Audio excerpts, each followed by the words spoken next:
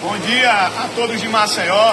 Prefeito JHC, eu queria lhe convidar para fazer uma visita no mercado da produção, num dia de chuva.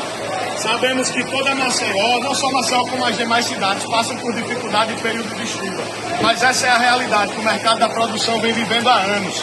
O senhor vem falando, promessa de campanha, que vai fazer um novo mercado, ótimo. Mas até chegar esse novo mercado, prefeito, por que o senhor não faz paliativos que melhorem a nossa situação? Que ajeite o saneamento básico, a elétrica e a hidráulica do mercado. Venha passar um dia com a gente aqui, prefeito. Venha ver de perto como Maceió é massa, venha. Meu Deus. Meu Deus. Caramba, ele caiu, foi? Foi. E ele tá debaixo do carro? Oh, vou parar o carro. Eita, meu Deus do céu. Meu Deus.